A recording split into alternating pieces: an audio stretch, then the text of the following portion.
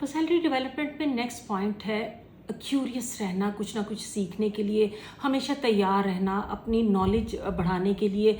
और हम कुछ भी कहीं से भी सीख सकते हैं। फॉर एग्जांपल किसी से मिलने से हम कुछ सीख सकते हैं, किसी से बातचीत के ज़रिए हम कुछ सीख सकते हैं, वीडियोस के ज़रिए, किताबों के ज़रिए, मुख्तलिफ कोर्सेज़ करके हमें हर वक्त हर लम्हा अपने आप को इस तरह से ढालना है कि हम कुछ ना कुछ सीखने के अमल से गुजरते रहें। जब हम कुछ सीखते हैं हमारी नॉलेज में इजाफा होता है, इससे हमारे कॉन्फिडेंस में भी इजाफा होता है।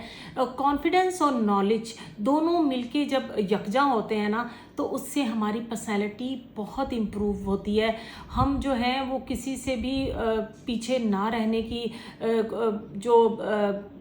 हमारे लैक ऑफ कॉन्फिडेंस होता है ना कि हम दूसरों से पीछे रह गए, वो फिर हमारे बीच में नहीं रहता। हम बहुत कॉन्फिडेंट हो जाते हैं अपनी पर्सनैलिटी को लेके।